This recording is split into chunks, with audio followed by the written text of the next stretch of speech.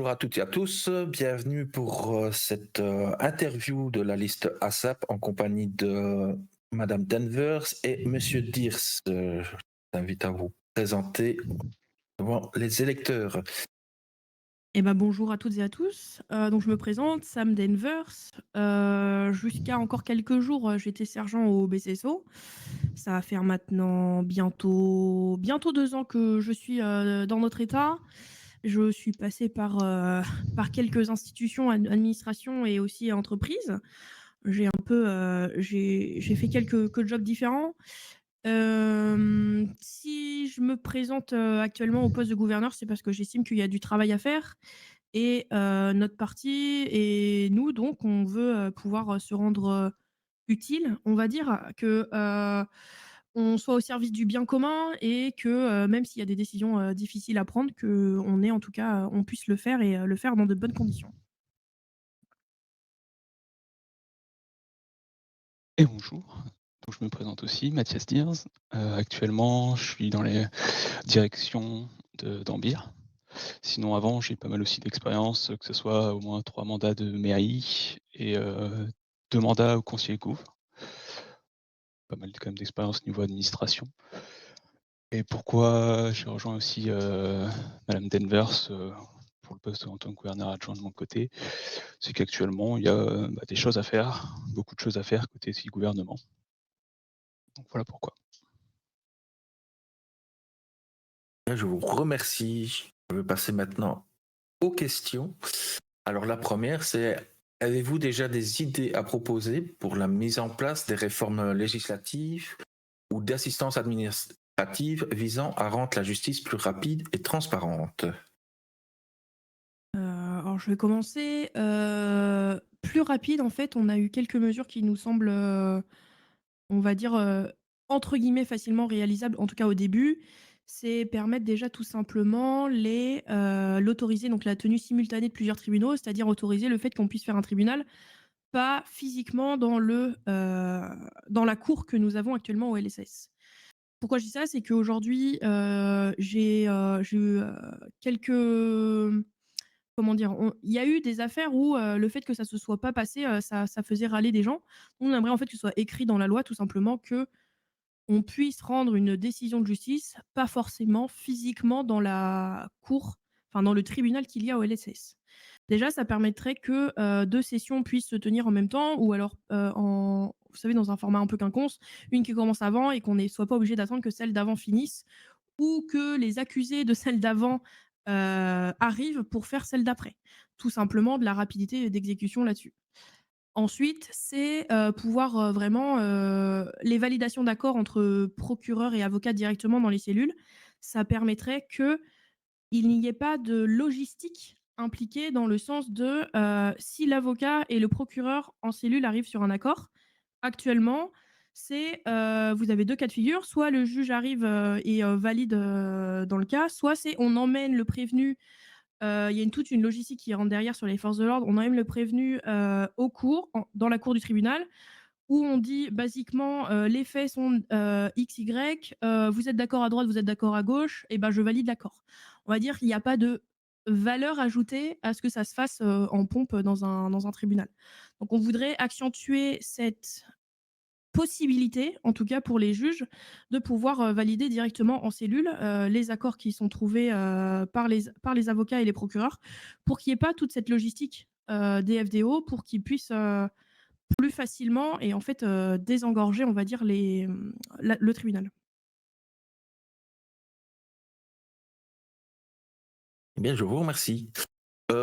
Concernant la transmission des dossiers aux parties adverses, elle est déjà réglementée dans le code judiciaire. Pourquoi souhaitez-vous apporter des modifications dans le code actuel?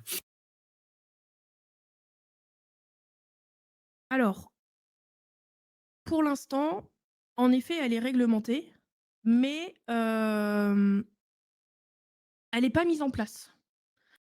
Si je m'explique, par exemple, je vais prendre un cas, je porte plainte. Je vais, une fois que l'enquête elle est finie, je vais au tribunal et j'ai accusé une personne X, Y, peu importe le nom, on s'en moque. Cette personne-là, elle va au tribunal aussi. Bah, son avocat pour l'instant à 99 du temps, ne reçoit pas les dossiers et découvre sur le tas, les preuves et de quoi son client est accusé. En fait, on veut tout simplement, aider à la mise en place du transmission du dossier et que ce soit plus simple, que ce soit à travers, une loi peut-être un peu mieux écrite ou peut-être de manière un peu plus, transparente, mais aussi que, les juges soient, aidés ou formés au caviardage d'informations et qu'on n'ait pas des dossiers où, par exemple, l'information caviardée, c'est une photo et pas le nom du témoin, par exemple. Donc c'est aussi, aider à cette, transmission et que ça devienne obligatoire et non plus juste à l'appréciation d'eux. Comme ça permet que, peu importe la justice, qu'on soit tous égaux face à la justice, que ce soit une affaire civile, une affaire pénale ou tout simplement un recours, et cetera, et cetera. Qu'on soit tous égaux face à la justice. Très bien, merci beaucoup. Et vous souhaitez aussi privilégier l'amende administrative en cas d'erreur d'un service comme le bureau des juges ou le bureau des procureurs. Cependant, avec la loi actuelle, une amende administrative sur un service du gouvernement n'a actuellement aucun impact. Avez-vous une idée pour résoudre ce problème? En gros, l'erreur administrative, comme je la vois, comme nous la voyons, c'est montrer une défaillance institutionnelle, c'est-à-dire montrer une défaillance de l'entité plutôt que de l'humain. Je m'explique. Par exemple, un juge qui va faire une erreur dans sa première semaine après la formation, actuellement, s'il y a on l'a vu, hein, je parle pas en l'air. Quand un juge fait une erreur, directement, c'est un, non-respect des codes, des institutions qui lui est imputé et directement, nous avons du pénitencier et ou une ligne dans le casier. Nous, ce qu'on veut, le droit à l'humain, c'est se rendre compte que la justice, elle est humaine, oui, mais ça veut dire qu'aussi c'est des humains qui la rendent et l'erreur est humaine. L'erreur, comme on veut la nommer, l'erreur, en tout cas l'amende administrative, pardon. Pour nous, l'amende administrative, c'est une défaillance de l'institution en tant qu'entité et non pas en tant que, personne individuelle. Je m'explique. Actuellement, un juge qui fait une erreur, qui par exemple à la suite de sa semaine de formation, dans les premiers jugements qu'il va faire, il va se tromper sur l'ordre du tribunal ou il va se tromper sur tout simplement, par exemple, un nombre de jours ou un nombre d'heures avant de recevoir une plainte. Par exemple, il va faire 49 heures au lieu de 48, etc., etc. Tant qu'il n'y a pas d'intention malveillante derrière, et c'est bien ça sur lequel je veux appuyer, une intention malveillante, une intention de nuire, et que c'est tout simplement une erreur humaine, on veut qu'il y ait une deuxième chance. On veut leur dire, vous avez le droit à une erreur de maladresse, une ou deux max, et c'est pas que c'est pas grave, c'est juste que on va blâmer l'institution, on va donc lui donner une amende administrative qui reviendra évidemment pas du tout dans les caisses de l'État, hein, qu'on soit bien d'accord, ce sera une amende qui ira à l'État fédéral et comme ça, en fait, ça permet que le juge, ce soit un peu plus attrayant d'être juge, qu'on soit bien d'accord, parce que pour l'instant, la moindre erreur, ça vous envoie, directement soit en prison, soit avec une ligne dans le casier, donc vous pouvez plus exercer. Donc c'est vraiment la notion de on accepte que la justice soit humaine, on veut qu'elle soit humaine, on veut qu'elle soit rendue par des humains et qu'il y ait vraiment une notion de contexte, d'émotion, et cetera.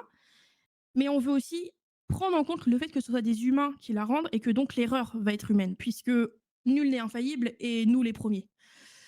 Donc on veut pouvoir dire aux juges que oui, vous allez faire des erreurs, vous n'êtes pas infaillible, mais que cette erreur, tant qu'elle n'y a pas une intention malveillante derrière, ce ne sera pas punitif au point que vous allez perdre tout de suite votre travail. Par contre, il y a une erreur qui va entraîner une pièce à conviction qui ne va pas être mise au dossier. Et il y a l'erreur qui va entraîner, je ne sais pas moi, par exemple, un mauvais caviardage de dossier, où vous allez avoir le nom de tous les témoins qui vont être fournis à la défense et vous allez vous retrouver avec des morts dans la rue. C'est pas la même notion. C'est pas le même ordre de grandeur, on va dire, hein, clairement, sur le terrain d'erreur. Moi, je préfère vraiment parler d'une erreur humaine sur alors, je sais pas si on peut appeler ça un petit délit, je sais pas s'il y a une notion de petit, mais vraiment une notion de les conséquences ne sont pas à la hauteur qu'il y ait ensuite un crime ou un délit majeur ensuite. Voilà, c'est vraiment on veut faire la séparation des 2 et on veut dire au juge que on sait que vous allez faire des erreurs, c'est humain.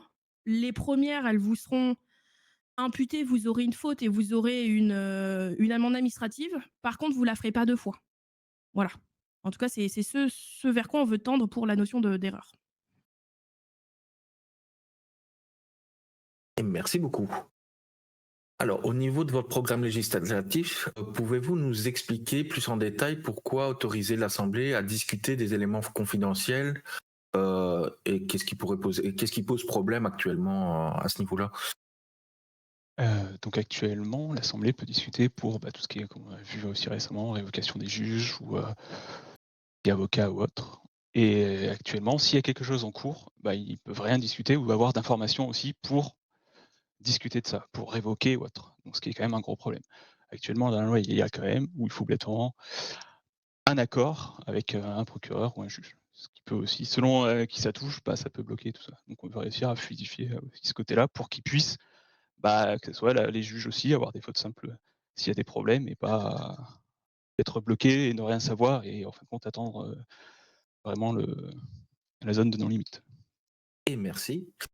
Qu'entendez-vous par une politique de sécurité et de santé cohérente? Une politique de sécurité n'implique-t-elle pas déjà directement ou indirectement le bureau du procureur ou le PDJ? Actuellement, en tout cas, dans le code des institutions et autres, la politique de sécurité est donnée aux mairies pour qu'elle soit appliquée par les forces de l'ordre à ce niveau-là. Donc c'est pour marquer un peu plus clairement aussi dans les fiches de poste ou autres, qu'ils doivent prendre en compte, que ce soit le bureau du procureur et le juge, la politique de sécurité. Et pourquoi, régulière aussi? Qu'une politique de sécurité normalement, on la met pas qu'une fois quoi, dans un mandat. Parce que selon comment le terrain se déroule, elle doit être modifiée aussi pour s'adapter à tout ça.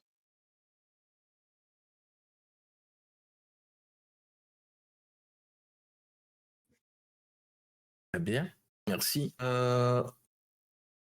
Au niveau des recours, le fait de motiver sa demande de recours n'implique-t-il pas déjà des preuves ou des faits nouveaux qui n'ont pas été pris en compte lors du premier jugement? Pour l'instant, la loi, elle dit juste que le recours doit être motivé. Pour l'instant, qu'est-ce qu'on veut dire derrière ce mot motivé? Motivé par quoi? Juste, j'ai eu l'impression de m'être fait flouer, donc je demande un recours? Pour nous, il faut qu'il y ait soit des preuves ajoutées au dossier, soit des faits nouveaux. Donc, par exemple, apporter la preuve comme quoi vous avez été floué et que le juge n'a pas pris en compte tel élément et que vous êtes d'accord, ça, c'est ce qu'on appelle une preuve. C'est apporter la preuve que vous avez été lésé. Ou alors tout simplement que des faits nouveaux depuis la fin de l'enquête apportent un contexte différent ou des éléments différents et que du coup, vous voulez qu'ils soient pris en compte. Donc c'est vraiment une notion, alors ça va être peut-être un peu complexe à mettre en place, mais il faut que les recours, c'est pas juste: «J'ai eu l'impression, j'ai perdu, j'ai eu l'impression que je me suis fait flouer, je fais un recours, pourquoi? C'est juste une impression». On veut pas de recours comme ça. La motivation, vraiment, on veut ajouter du coup la notion de preuve ou fait nouveau pour que justement, ce ne soit pas juste un sentiment global, qui justifie le recours. Vraiment qu'il y ait une notion de preuve et de légalité. Voilà. Je vous remercie. Au niveau des entreprises, pouvez-vous nous expliquer votre point de vue sur la révision des amendes concernant les entreprises et les exactions sur leur terrain?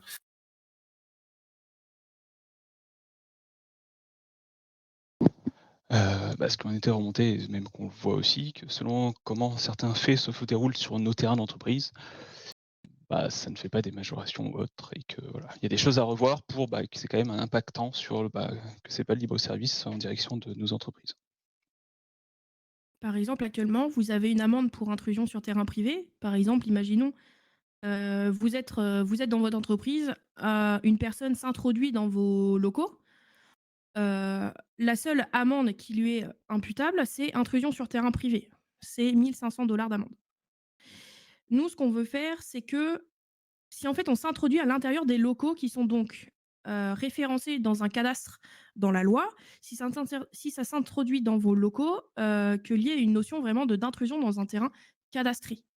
Que ce soit un peu plus fort et que surtout il y ait, si jamais il y a exaction en plus de juste l'intrusion, qu'il y ait carrément une, majoration. Pour l'instant, les majorations sont à la discrétion, on va dire, en tout cas des juges et des procureurs.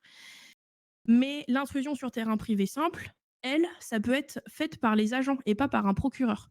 Du coup, vous vous retrouvez avec une amende qui est peut-être mal adaptée et c'est pour ça qu'on veut en créer une vraiment sur la notion des terrains cadastrés et pas juste, des terrains d'entreprise, autres. Vraiment que ce soit cadastré dans la loi et que ce soit, en tout cas, vraiment, encadré par la loi.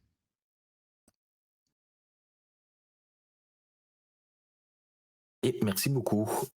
Au niveau des services publics et administratifs, pouvez-vous nous en dire plus sur la création du code de déontologie et les raisons aussi du transfert du bureau du procureur de service public en administration? Alors le code de déontologie, c'est pour nous assez simple. Pour l'instant, les forces de l'ordre sont, soumises à un code déontologique. Les, entreprises sont soumises à un règlement intérieur. En fait, il y a des règles, en plus de la loi, qui régissent des comportements. Les juges n'en ont pas. On veut qu'en fait, ils soient aussi eux-mêmes, égaux face à la loi. Ça veut dire qu'ils représentent la magistrature, même en dehors de leur, travail. Par exemple, un policier, même s'il est hors service, son code de déontologie lui impose quand même une retenue et une réserve à respecter, en tout cas en public. Pour les juges, ça devrait être pareil. C'est-à-dire que, sur son temps libre, il ne peut pas, dénigrer, je ne sais pas moi, une enquête, un ancien tribunal et cetera et cetera. En fait, il y a des règles, des normes qui doivent être respectées, mais qui ne sont pas forcément à mettre dans une loi. C'est plus un code déontologique sous lequel ils vont devoir, être soumis et dans ce cas-là, ce code déontologique, il va devoir être fait non seulement par le gouvernement, mais surtout par l'assemblée, parce que c'est l'assemblée techniquement les personnes à qui les juges doivent rendre des comptes. Donc ça devrait être fait par l'Assemblée, avec le gouvernement qui se chargerait de la publication, et cetera, mais ça va être un travail de l'Assemblée. Et la deuxième question que vous avez posée, qui est: pourquoi est-ce qu'on passerait le bureau du procureur en tant que service public vers une administration? Actuellement, le gouvernement est responsable de la nomination d'un procureur général. Si le gouv Alors, qu'on soit bien clair, c'est pas notre intention, hein. Mais si jamais le gouverneur, doit nommer un procureur général, le procureur général ne peut pas disposer de son équipe. C'est-à-dire, je m'explique. Actuellement, si un nouveau procureur général est, mis en place et que son équipe fait le strict minimum qui lui est demandé et ne partage pas du tout la vision de faire du bureau du procureur général et du gouvernement, actuellement, le procureur général ne peut pas, faire une équipe comme il l'entend. Il est bloqué par le fait qu'un service public, il faut des sanctions, enfin des fautes lourdes, pardon, des sanctions et du coup un licenciement. Donc, nous, ce qu'on veut permettre au bureau du procureur, c'est que le procureur général puisse faire son équipe comme il le sent. Donc, soit garder des gens qui sont tout à fait compétents et qui partagent sa vision du bureau du procureur et surtout la vision du gouvernement, mais qui puisse aussi disposer des éléments qui, eux, voudront travailler à contre-courant et ne pas faire ce que veut le procureur général. Donc, on veut lui donner une possibilité de gérer son équipe comme l'ont actuellement les mairies ou le gouvernement qui constituent leurs propres effectifs. Et donc, j'en viens à ma dernière question. Vous parlez de continuité dans la gestion des finances et du gouvernement. N'y a-t-il actuellement pour vous aucune nécessité de modifier au niveau du gouvernement les trois leviers qui vous sont disponibles, c'est-à-dire les amendes, la taxe sur les véhicules ou l'impôt sur la fortune?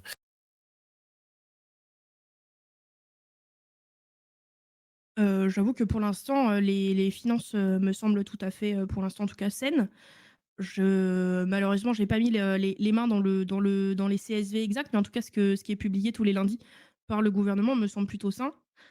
Pour moi, j'ai pas l'impression qu'il faille, réviser tout de suite. En tout cas, c'est pas mon but. Je veux d'abord faire un état des lieux, vérifier aussi avec les services publics qui sont rattachés et les administrations rattachées pour vérifier que tout va bien en termes de budget et les façons de faire. Je peux pas promettre que ce soit changé, mais je peux pas non plus promettre qu'on ne va rien changer. En tout cas, on veut faire un état des lieux avant, tout changement. C'est pour ça qu'on parle de continuité, c'est que pour l'instant, on va continuer la gestion comme elle est et on verra au fur et à mesure, s'il y a besoin de changer. Mais en tout cas, pour l'instant, il ne me semble pas que, il y ait besoin de changer. Et je vous remercie. Et pour conclure, auriez-vous un dernier mot à rajouter aux citoyens dans cette interview? Eh bien, tout d'abord, merci de vous intéresser à la politique. C'est déjà, un grand pas. Merci en tout cas de ceux qui auront vu l'interview et qui sont restés jusqu'au bout. Hem, Nous à ZAP, c'est vraiment la notion du bien commun qu'on veut mettre en avant. C'est vraiment la notion de faire peut-être des choses qui vont être, dures ou alors complexes, mais qui sont nécessaires. C'est aussi pour ça qu'on se présente, hein, c'est aussi pour ça qu'on veut mettre, clairement, se mettre au travail, dès que possible. Pour nous, un gouvernement se doit d'être, proactif et surtout très communicant sur, avec, les services publics, même ceux qui ne dépendent pas directement du gouvernement, mais tout simplement avoir une notion de ce qui se passe sur le terrain et cetera et cetera. C'est pour ça qu'on veut axer aussi notre communication avec les services publics, avec la population et cetera, qu'en fait, ce soit vous, citoyens, qui nous demandez des comptes, puisque nous devons. C'est vous qui nous élisez et donc c'est à vous qu'on doit rendre des comptes.